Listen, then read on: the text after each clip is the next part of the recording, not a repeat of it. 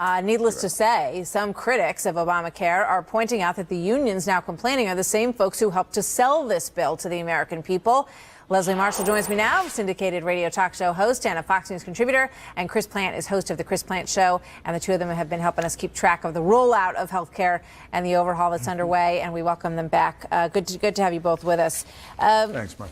Thanks, Chris. Why don't we go to you first? Weigh in on the possibility of what Jim Angle was talking about here, this issue about the Cadillac tax and basically pushing a lot of these costs onto employees and putting them in a situation where they're going to have to pay a much higher deductible before they get any benefits. Well, President Obama famously said a couple of years ago that he wants to punish his enemies and reward his friends. It looks like he's going to punish his friends, too. This thing is described as a train wreck by its Democrat author in the Senate. It's a debacle. It's a catastrophe. It's a calamity. They have to destroy the healthcare system in order to save it. It doesn't accomplish what it set out to accomplish. It sort of ruins everything for everyone. If you have your healthcare plan and you like it, you can keep it, President Obama said. He didn't say you're going to have to pay a 40% tax on it, and that includes you guys in the unions that are providing the street muscle for me and getting this passed and pressuring members of Congress.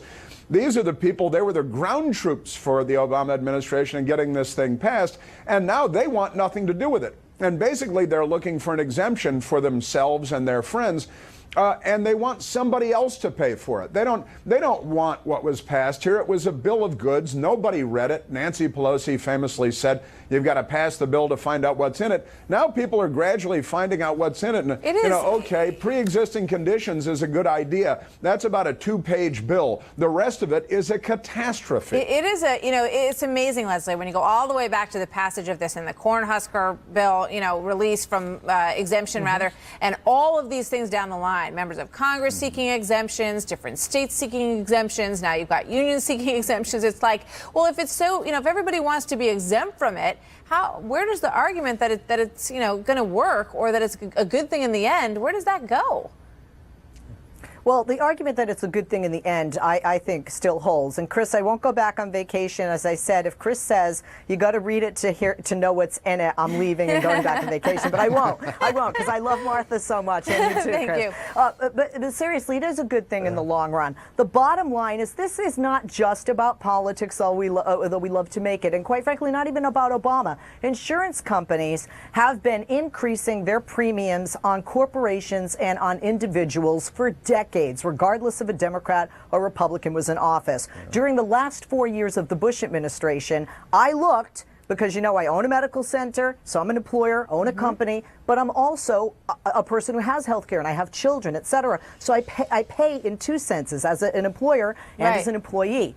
My insurance with Blue Cross, Anthem Blue Cross in California, was increased prior to Barack Obama even running for president 6 times in the last 4 years of George W. Bush's administration. Nothing to do with President Bush. This really has to do with the insurance companies and what they've gotten away with far too long. So in the end, we are, in a sense, I'm hoping in the future, having more legislation, don't faint, Chris, that will reel in, which I think the true Affordable Care Act, if it had been passed in its original form, would have done. And in the end, we have more people who have preventative care and being covered, and that is best for the health of this nation, physically and financially. Go ahead, what Chris. might have been.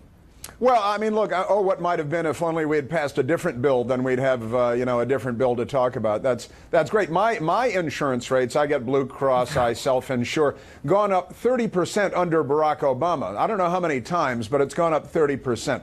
So and blaming the insurance industry is also absurd, especially when Democrats refuse to talk about tort reform, a nasty Washington term. That means that Barack Obama's friends in the Trial Lawyers Association are suing too often, and that's a huge part of the problem with premiums going up, and Democrats refuse to address that. Look, it's not George Bush, it is Barack Obama, it's Barack Obama's legislation, it's Democrat legislation. Nobody that got their shoulder behind it wants anything to do with it at this point. I don't know how many lessons we need in this thing before we realize that we've got to repeal it and start over again with some common sense that's part of what this talk of HSAs is about, and health savings accounts and alternatives, and a lot of people putting pressure on conservatives saying, look, you got to come up with a better plan if you're going to knock this one. So we'll see. We'll talk about it again. Chris, thank you. Leslie, thank you. Good to have you both here Thanks, as always. Martha. Thank you. Thanks.